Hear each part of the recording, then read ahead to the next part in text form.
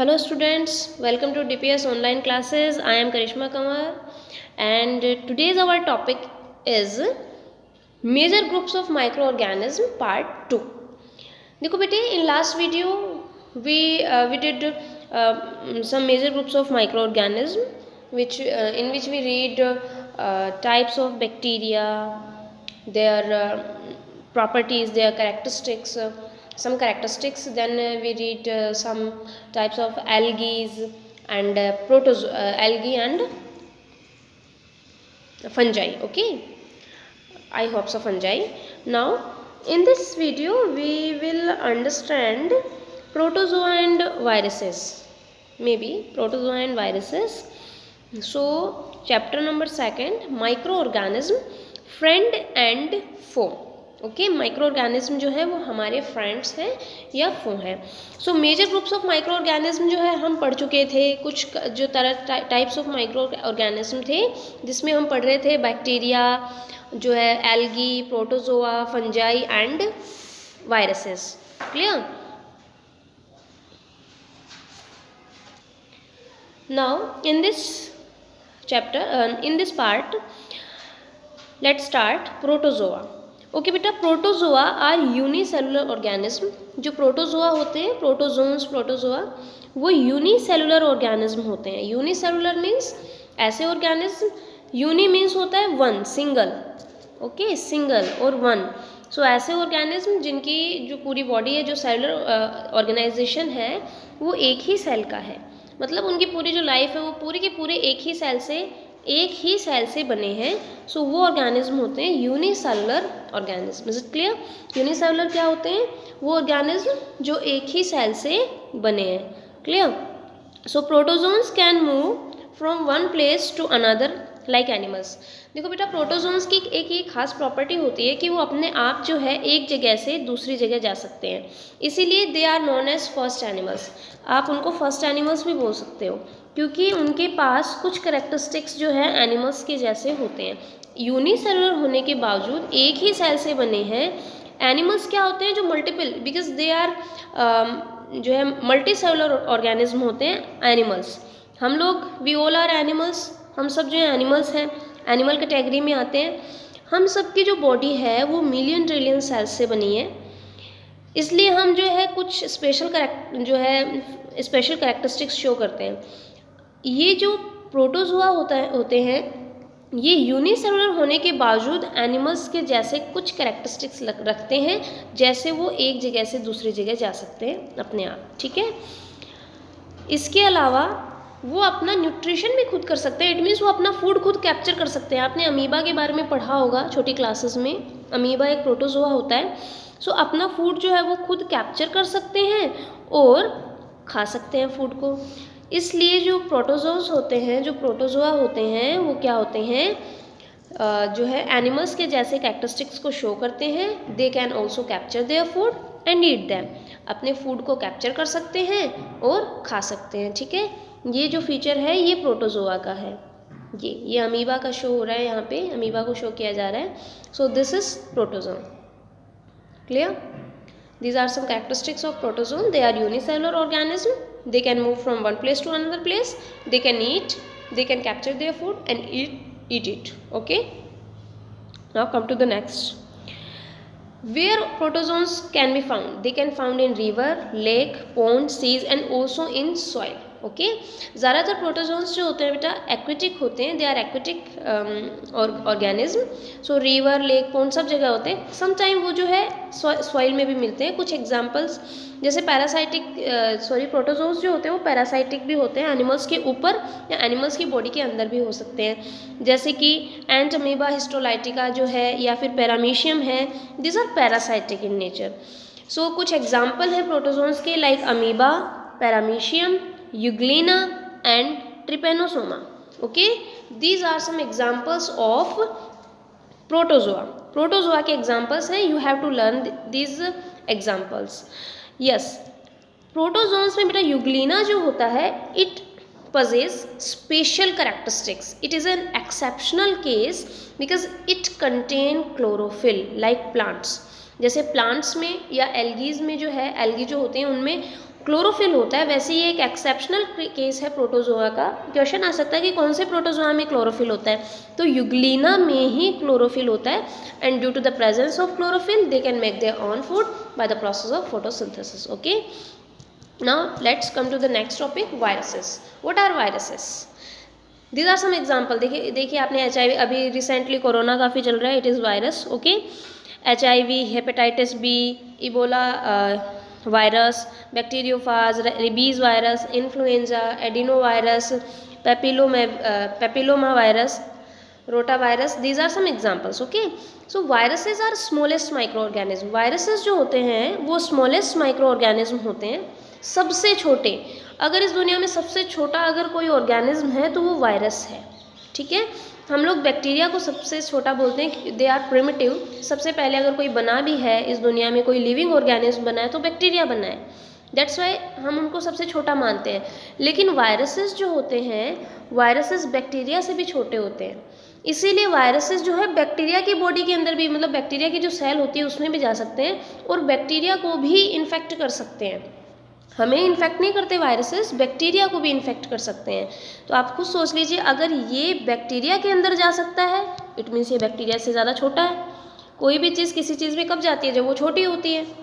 सो viruses जो हैं bacteria की बॉडी में, बैक्टीरिया की सेल में भी जा सकते हैं, that's why they are very small and they can not be seen with light microscope. आपने जनरली जो लैब्स में जो माइक्रोस्कोप देखे हैं वो लाइट माइक्रोस्कोप होती हैं, ये एक नॉर्मल माइक्रोस्कोप होती है जिससे वायरस को नहीं देखा जा सकता। वायरस को देखने के लिए जो स्पेशल इलेक्ट्रॉन माइक्रोस्कोप आती हैं, जो जनरली स्कूल लेवल पे नहीं होती हैं, जो लैब्स में होती हैं, बड़ी लैब्स जो होती हैं, इलेक्ट्रॉन माइक्रोस्कोप, इसका यूज़ किया जाता है वायरस को देखने के लिए। ठीक है, unlike other micro organism, virus do not have a cellular structure. Viruses के पास कोई स्पेशल सेलुलर स्ट्रक्चर नहीं होता है। ठीक है, जैसे सेल के बारे में आप 9th क्लास में पढ़ेंगे, कौन कौन से सेलुलर स्ट्रक्चर्स होते हैं, कैसा सेलुलर स्ट्रक्चर होता है, कौन कौन से सेलुलर ऑर्गेनल्स होते हैं। वायरस इनके पास सेलुलर स्ट्रक्चर नहीं होता, खाली उसके पास एक न्यूक्लियर मटेरियल होता है जिसको हम RNA बोलते हैं। ठीक है, जो न्यूक्लियर या जेनेटिक मटेरियल जो होता है सिर्फ वही वायरसेस के पास होता है, इसके अलावा कोई स्पेशल सेलुलर स्ट्रक्चर वायरसेस के पास नहीं होता। वो अपना स्ट्रक्चर चेंज कर सकते हैं, they have a special tendency to change their shape, अपनी शेप को चेंज कर सकते हैं वायरसेस। ठीक है, इसीलिए अगर एक वायरस अगर दुनिया में आ जाता है तो वो वापस नहीं जा सकता, वो फिर हमेशा वहीं रहता है। अगर एक बार कोई वायरस बन गया तो वो कभी नहीं जा सकता। ठीक है, they reproduce only inside the cell of the host organism which may be bacterium, plant और एनिमल। यस, ये स्पेशल टेंडेंसी है वायरस की, इसीलिए वायरसेस को बेटा लिविंग और नॉन लिविंग का एक कनेक्टिंग लिंक बोलते हैं, एसेलुलर ऑर्गेनिज्म बोलते हैं, क्योंकि ना ही तो ये लिविंग ऑर्गेनिज्म में आता है ना ही ये नॉन लिविंग में आता है। अगर ये बॉडी के बाहर है तो नॉन लिविंग है। ठीक है, वायरस अगर बॉडी के बाहर होता है तो एक नॉन लिविंग जो पार्टिकल जो होता है उसके जैसा बिहेव करता है, लेकिन हवा, पानी, खाना जो भी है इसके साथ में जब ये किसी भी बॉडी के अंदर चला जाता है, चाहे वो जिस भी होस्ट की बॉडी हो, होस्ट कौन हो सकता है, वायरस किस किस को इन्फेक्ट कर सकता है, किस किस की बॉडी में जा सकता है, बैक्टीरियम की बॉडी में जा सकता है, प्लांट्स की में जा सकता है, एनिमल्स की में जा सकता है। तो अगर बॉडी के बाहर है तो नॉन लिविंग है, और जैसे ही होस्ट की बॉडी के अंदर गया वहाँ रिप्रोडक्शन करेगा, वहाँ ये लिविंग हो जाएगा, क्योंकि इसको सुटेबल कंडीशंस मिल जाएंगी रिप्रोडक्शन की। तो बॉडी के बाहर वायरसेस नॉन लिविंग होते हैं और बॉडी के अंदर वायरसेस जो हैं लिविंग होते हैं। Remember it always. ओके, जो होस्ट ऑर्गेनिज्म की इनको ज़रूरत होती है, क्योंकि ये सेल के अंदर ही रिप्रोडक्शन कर सकते हैं, अपने आप को मल्टीप्लाई कर सकते हैं। मतलब एक से अगर 10 वायरसेस बनेंगे तो वो ऐसे नहीं है कि वो हवा में बन जाएंगे, 1 से 10 वायरसेस बनने के लिए एक स्पेशल सेल चाहिए, और वो सेल किसी होस्ट के पास होती है, किसी बैक्टीरियम, प्लांट या एनिमल के पास होती है। इसलिए इनके अंदर जाके ही वायरसेस जो हैं वो रिप्रोडक्शन कर सकते हैं। ठीक है, नाउ पूरी स्ट्रैटेजी क्या होती है वायरसेस की, किसी को भी इन्फेक्ट करने की। ठीक है, किसी को भी इन्फेक्ट कैसे करते हैं, उससे पहले आप इसका स्ट्रक्चर देखिए क्या है। ये वायरस है, ये वायरस का पूरा स्ट्रक्चर है। आप वायरस के स्ट्रक्चर से तो काफ़ी ज़्यादा जो है इंट्रोड्यूस हैं, क्योंकि न्यूज़ चैनल पे कोरोना का काफ़ी स्ट्रक्चर देख लिया है आपने। जनरली उनका स्ट्रक्चर सबका सेम ही होता है, उनके वो जो कीलें से लगी रहती है ना, सबके वही लगी रहती है नेल्स से पूरी बॉडी पे। तो ये वायरस का स्ट्रक्चर है। वायरस का जो बाहर का ये जो आउटर कवरिंग होती है इसको एनवलप बोलते हैं। क्या बोलते हैं? सेल एनवलप या आउटर कवरिंग। इसके ऊपर ये जो कीलें से लगी हुई हैं इनको हम बोलते हैं स्पाइक्स। क्या बोलते हैं? स्पाइक्स। इन स्पाइक्स का काम क्या होता है कि ये जिस भी सेल पे अटैक करेंगे तो ये अटैकिंग प्रोसेस के अंदर काम आते हैं, मतलब सेल को डैमेज करने में, ताकि ये अंदर जा सके सेल के। तो ये डैमेजिंग में या अटैकिंग प्रोसेस के अंदर काम आते हैं। ठीक है, ये स्पाइक्स होते हैं। स्पाइक्स किसके ऊपर लगे रहते हैं? एनवलप के ऊपर लगे रहते हैं। अब अगर हम इन स्पाइक्स का एक हिस्सा काट दें तो अंदर से हमें कुछ ऐसा दिखेगा। ये आपको जो है प्रोटीन कोट दिखाई दे रहा है यहाँ पे। अंदर जो ये पूरा ये जो धागा सा लिपटा हुआ सा दिख रहा है, उलझा हुआ सा, ये होता है वायरस का जेनेटिक मटेरियल। ठीक है, न्यूक्लिक एसिड बोलते हैं। हमारा जो जेनेटिक मटेरियल, हमारा ही नहीं, कोई भी लिविंग ऑर्गेनिज्म हो उनका जेनेटिक मटेरियल न्यूक्लिक एसिड से बना होता है, न्यूक्लिक एसिड होता है। और ये जेनेटिक मटेरियल क्या हो सकता है? डीएनए और आरएनए। वैसे मोस्ट ऑफ केसेस में वायरसेस के पास जेनेटिक मटेरियल आरएनए ही होता है। ठीक है, अब ये हमें इन्फेक्ट कैसे करता है, ये कैसे मल्टीप्लाई होता है, कैसे ये बॉडी के बाहर लिविंग है लेकिन नॉन लिविंग है, लेकिन बॉडी के अंदर जाते ही ये लिविंग बनेगा। हाउ?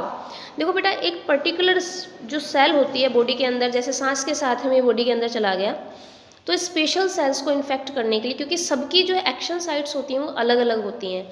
ऐसा नहीं है कि ज़ुकाम का वायरस है और जाके आपकी अलग सेल्स को डैमेज करेगा, जाके आपकी किडनी की सेल्स को डैमेज कर देगा। वायरस जुकाम का है तो किडनी के पास क्यों जाएगा, है ना? तो एक पर्टिकुलर सेल्स होती हैं, उनको ये इन्फेक्ट करता है। मान लीजिए पर्टिकुलर साइट है इनकी, एपिथेलियल सेल्स को इन्फेक्ट किया इन्होंने। एपिथेलियल सेल्स को, जैसे इन्फ्लुएंजा वायरस है, इन्फ्लुएंजा वायरस एपिथेलियल सेल के पास गया और अपने स्पाइक्स के थ्रू सेल के अंदर इन्वेड कर गया, मतलब घुस गया ज़बरदस्ती। ठीक है, यहाँ जाने के बाद क्या करेगा, ये अपना न्यूक्लिक एसिड बाहर रिमूव कर देगा, मतलब सेल में इसने अपना न्यूक्लिक एसिड डाल दिया। अब आप जो है फर्दर जब बड़ी क्लासेस में होंगे तो आप ये पूरा रेप्लिकेशन, जो पूरी प्रोसेस होती है वो पढ़ेंगे कि कैसे रेप्लिकेशन वगैरह पूरा होता है, कैसे हमारे डीएनए के साथ में इंटरेक्शन करता है। तो जैसे इसने अपना जेनेटिक मटेरियल बाहर निकाला, आप ये समझिए कि जेनेटिक मटेरियल इसकी बॉडी से सेल के अंदर निकलते ही इस जेनेटिक मटेरियल से बहुत सारे उसी सेल में वायरसेस बन जाएंगे। देखो, जेनेटिक मटेरियल बाहर आ गया, अब इन्हीं जेनेटिक मटेरियल से एक से मान लीजिए 3 बन गए। ठीक है, अब सेल भर गई, और क्योंकि वायरसेस है तो सेल क्या होगी, सेल फट जाएगी। ये सेल फट जाएगी, सेल फटेगी तो ये जितने भी वायरसेस हैं ये फ्री हो गए उस सेल से, और ये आसपास की सेल के अंदर घुसेंगे। अब गया तो एक ही सेल में इन्वेड करने को था, वहाँ मल्टीप्लाई हुआ, मल्टीप्लाई होने की वजह से सेल बस्ट हो गई, सेल फट गई। फटने की वजह से सारे वायरसेस जो 1 से 3-4 बने थे वो फ्री हो गए। फ्री होने के बाद आसपास की जो सेल्स हैं उनको अपना टारगेट बनाएंगे और सेम प्रोसीजर उन सेल्स में करेंगे। ऐसे करते करते ये पूरे एरिया को इन्फेक्ट कर देते हैं। ठीक है, so this is the mechanism of virus. Virus की मैकेनिज्म होती है ये। When a virus enters a living host cell, it reproduce inside it. इसके अंदर जो है रिप्रोड्यूस करता है ये। After producing a large number of viruses, the living host cell dies and burst. जब बहुत सारे वायरसेस बन जाते हैं तो लिविंग सेल जो है वो मर जाती है और फट जाती है। ठीक है, लिविंग सेल फट गई, फिर क्या हुआ, न्यू वायरसेस जो है स्प्रेड हो जाते हैं and invade the other sales. Other sales को इन्वेड करते हैं। ठीक है, अदर सेल को क्या करेंगे, ये इन्वेड करेंगे। ओके, अदर सेल्स पे अटैक कर देंगे। This is the mechanism of virus. Virus का जो इन्वेडिंग मैकेनिज्म है, invading mechanism of virus, how they reproduce inside the host cell. Host cell में कैसे रिप्रोड्यूस करते हैं। ठीक है, इज इट क्लियर? ये बनाना है आपको नोटबुक में। नाउ वायरसेस जो है बेटा, viruses are called the connecting link between the living and non living. जो लिविंग और नॉन लिविंग जो होते हैं इनके बीच का कनेक्टिव लिंक, जो कनेक्टिंग लिंक जो है वो माना जाता है, क्योंकि ये बॉडी के बाहर नॉन लिविंग होते हैं और बॉडी के अंदर लिविंग। तो नॉन लिविंग और लिविंग के बीच का मान लिया हमने इसको, कि बॉडी के बाहर तो नॉन लिविंग है और बॉडी के अंदर लिविंग है, इसलिए ये एक कनेक्टिंग लिंक है। ओके, सो वायरस जो है कनेक्टिंग लिंक हो गए। सम एग्जाम्पल ऑफ वायरस, जैसे बेटा इन्फ्लुएंजा वायरस हो गया, वैक्सीनिया वायरस हो गया, एच आई वी की फुल फॉर्म आपको आनी चाहिए, ह्यूमन इम्यूनो डेफिशिएंसी वायरस, मतलब जो ह्यूमन की इम्यूनिटी कमज़ोर कर देता है। पोलियो वायरस, पोलियो जैसे पोलियो बीमारी होती है। एंड बैक्टीरियोफाज, जो बैक्टीरिया के अंदर जो वायरस होता है उसको बैक्टीरियोफाज बोलते हैं, मतलब जो बैक्टीरिया को इन्फेक्ट करता है वो बैक्टीरियोफाज होता है। Is it clear? समझ आ गया वायरस का? ओके, ये वायरसेस का आपको याद रखना है। These are some main points. Protozoa are unicellular organism, protozoa जो है वो यूनिसेलुलर ऑर्गेनिज्म है। ओके, प्रोटोजोन्स जो हैं वो क्या हैं? यूनिसेलुलर ऑर्गेनिज्म है, they are unicellular organism. Protozoa are found in pond, lake, river, sea and soil. Okay, यहाँ ये मिलते हैं। सम प्रोटोजोआस आर पैरासाइटिक, कुछ जो है पैरासाइटिक होते हैं जो बॉडी के अंदर रहते हैं और कुछ फ्रीली रहते हैं। ठीक है, कुछ बॉडी के अंदर रहते हैं, कुछ फ्रीली। एग्जाम्पल्स क्या हैं? Amoeba, paramecium, Euglena and Trypanosoma. Okay, Euglena special है क्योंकि इसके पास क्लोरोफिल होता है जो दूसरे प्रोटोजोन्स के पास नहीं होता है। वायरस जो है स्मॉलेस्ट ऑर्गेनिज्म है, इस धरती के ऊपर अगर कोई छोटा जीव है सबसे छोटा तो वो वायरस ही है। दे can not be seen with light microscope, only electron microscope, सिर्फ इलेक्ट्रॉन माइक्रोस्कोप से दिखेंगे, अपने आप रिप्रोड्यूस नहीं कर सकते, हमेशा होस्ट की सेल के अंदर ही रिप्रोड्यूस करते हैं। And viruses are called the connecting link between the living and non living, living और नॉन लिविंग के बीच का जो है कनेक्टिंग लिंक जो है हम बोलते हैं वायरसेस को। Is it clear? So these are some main points, इनको आप अपनी नोटबुक्स में जो है लिख लीजिए। ओके ओके, नाउ बेटा माइक्रो ऑर्गेनिज्म जो है दो टाइप के होते हैं, कुछ फ्रेंड्स होते हैं, यही हमारे चैप्टर का जो है टॉपिक भी है। फ्रेंड्स, फ्रेंड्स कौन से होंगे? जो यूज़फुल होंगे, और फॉर कौन से होंगे? जो हमारे लिए हार्मफुल होंगे। Is it clear? So micro organism जो यूज़फुल है वो हमारे फ्रेंड हैं, और जो हार्मफुल है वो हमारे जो है एनिमीज हैं, फो हैं। ओके, इस जो आगे अभी जो हम पढ़ने वाले हैं जो टॉपिक, सबसे पहले हम पढ़ेंगे useful micro organism. It means micro organism, how micro organism can be useful for us.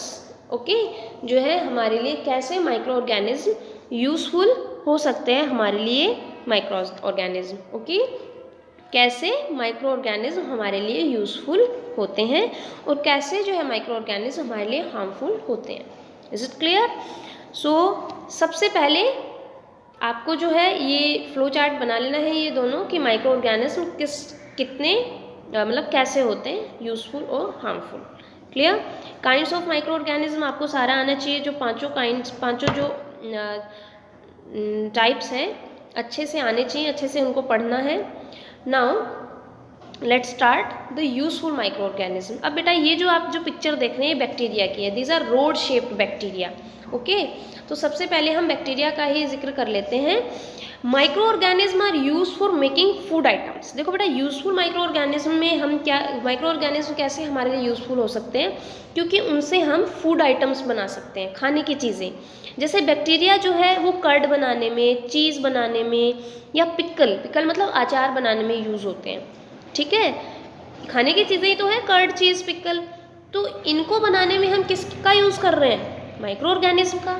जैसे फर्स्ट है formation of curd from milk, मतलब मिल्क से हम कैसे दही बनाते हैं।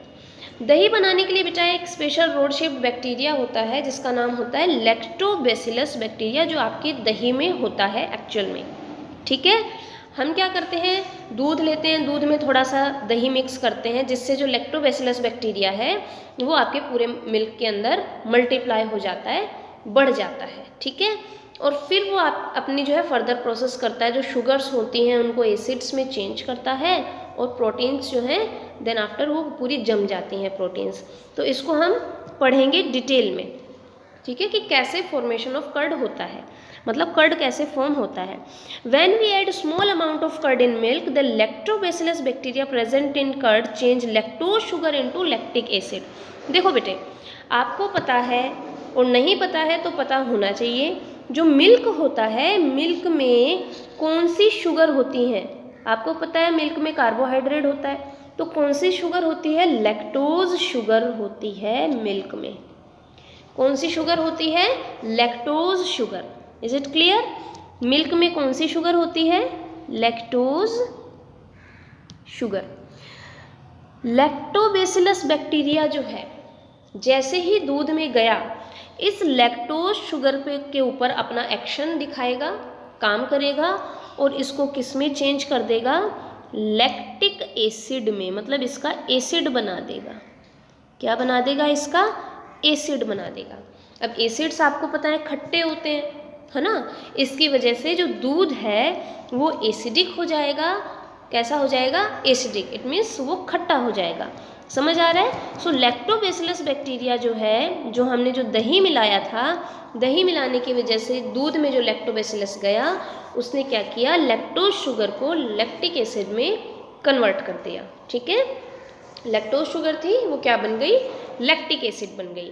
इसको नोट डाउन कर लीजिए, बहुत इंपॉर्टेंट है कि लैक्टोबैसिलस क्या करता है? लैक्टोज शुगर को लैक्टिक एसिड बना देता है। ठीक है, क्वेश्चन आता है लैक्टोज शुगर को लैक्टिक एसिड कौन सा बैक्टीरिया बनाता है? तो लैक्टोज बैक्टीरिया, लैक्टोबैसिलस। अब जो है दूध कैसा हो गया बेटा? एसिडिक हो गया। दूध जो है एसिडिक हो गया, जिसकी वजह से जो प्रोटीन कैसीन थी, भाई दूध में कौन सी प्रोटीन होती है? कैसीन प्रोटीन होती है। वो क्या हो जाती है? कोएगुलेट हो जाती है। कोएगुलेट मतलब जम जाती है, क्लस्टर्स बन जाते हैं उसके, और जिससे दूध जो है, सॉरी कर्ड जो है हमारा जम के तैयार हो जाता है। ठीक है, सो ये थी पूरी प्रोसेस फॉर्मेशन ऑफ कर्ड की, कि कर्ड बनता कैसे है। Is it clear? Now to observe the increase in the volume of dough during the fermentation of sugar present in dough by yeast cell. It means हम जो है yeast से भी कुछ खाने के आइटम्स बना सकते हैं। ठीक है, ये एक्टिविटी है, इसको हम नेग्लेक्ट कर देते हैं, इसको नहीं पढ़ेंगे एक्टिविटी को। Okay, now yeast is used in baking industry to make bread, pastries and cake. अभी हमने बैक्टीरिया का पढ़ा कि बैक्टीरिया से क्या क्या बनता है। अब यीस्ट भी तो माइक्रो ऑर्गेनिज्म है, आप रिप्रोडक्शन वाले चैप्टर में पढ़ चुके हैं यीस्ट के बारे में। तो यीस्ट से क्या क्या बनता है? बेकिंग इंडस्ट्रीज़ में जो है आपका जो चीज़ नहीं, ये जो होता है केक वगैरह, पेस्ट्रीज वगैरह हैं, ब्रेड है, इडली, ढोकला, डोसा, ये सब यीस्ट की हेल्प से बनाए जाते हैं। ठीक है, इनका फर्मेंट किया जाता है ना, रात भर इनको भिगो के रखा जाता है। जब हम इडली वगैरह कुछ बनाते हैं तो इनका जो डो होता है पूरा, ये जो पूरा डोनी जो बैटर होता है उसको पूरा रात भर बना के रखते हैं, इससे वो फर्मेंट हो जाता है, उसमें बबल्स टाइप में पूरा फूल जाता है ना। तो इसमें यीस्ट को यूज़ किया जाता है। किसको यूज़ किया जाता है? यीस्ट को। ये इडली है ना, सॉरी ये डोसा है, खाया हुआ होगा सबका। Okay, so yeast is use for making idli, dhokla and dosa. Idli, dhokla, dosa ये सब बनाने में काम आता है। ओके, अब जो है बेटा यीस्ट से कैसे ये सब चीज़ बनाई जाती है, एक प्रोसेस होती है जिसको हम फर्मेंटेशन बोलते हैं। फर्मेंटेशन में क्या होता है? यीस्ट जो होती है वो शुगर को अल्कोहल में कन्वर्ट कर देती है। ठीक है, और ये जो फर्मेंटेशन जो प्रोसेस है ये लुईस पास्चर ने 1857 में डिस्कवर की थी। फर्मेंटेशन जो प्रोसेस है ये लुईस पास्चर ने 1857 में डिस्कवर की थी। लुईस पास्चर बहुत इंपॉर्टेंट है, आपको याद रखना है कि फर्मेंटेशन प्रोसेस किसने दी थी? लुईस पास्चर ने फर्मेंटेशन प्रोसेस दी थी। Is it clear? Lewis pasture ने फर्मेंटेशन प्रोसेस को दिया था। सो लुईस पास्चर जो हैं वो फर्मेंटेशन के जो है डिस्कवरर हैं, मतलब डिस्कवरी फर्मेंटेशन की लुईस पास्चर ने की थी। सो फर्मेंटेशन क्या है बेटा? यीस्ट जो होती हैं, यीस्ट शुगर को अल्कोहल में कन्वर्ट करती है, जिससे वो चीज़ खट्टी हो जाती है और उसमें CO2 भी प्रोड्यूस होती है। इस प्रोसेस के जो ड्यूरिंग दिस प्रोसेस CO2 भी प्रोड्यूस होती है। Okay, CO2 is produce, carbon dioxide is produce during this process, and this process is given by, discovered by Louis Pasteur. These are some main points. like micro organism जो हैं बहुत important हैं हमारी life के लिए। Micro organism are use for making food items, food items बनाने में काम आते हैं micro organism. Okay, then after bacteria are use for making curd, cheese and pickle. Bacteria का किस में यूज़ होता है? कर्ड, चीज़, पिकल में। लैक्टोबैसिलस बैक्टीरिया जो है वो मिल्क को कर्ड बनाता है। यीस्ट जो है बेकिंग इंडस्ट्रीज़ में यूज़ होती है। क्यों यूज़ होती है? ब्रेड्स, पेस्ट्रीज, केक बनाने के लिए। इसके अलावा इडली, ढोकला, डोसा, ये सब भी हम जो है यीस्ट से बनाते हैं, ठीक है। The process of conversion into alcohol is called fermentation. It means yeast की हेल्प से, किसकी हेल्प से? यीस्ट की हेल्प से शुगर जो होती है फूड के अंदर वो कन्वर्ट हो जाती है अल्कोहल में। तो अगर यीस्ट की हेल्प से ऐसा हो रहा है तो वो फर्मेंटेशन प्रोसेस है, और इस प्रोसेस के through carbon dioxide gas release होती है, ठीक है। लुइस पास्चर ने 1857 में जो है फर्मेंटेशन प्रोसेस को डिस्कवर किया था। These are some main points. जितने भी चैप्टर्स के अंदर मेन पॉइंट्स आए हैं, जो भी मैंने पढ़ाया, वो सब आप अपने नोटबुक में नोट डाउन कर लीजिए। ओके, आए बजा मिलती है।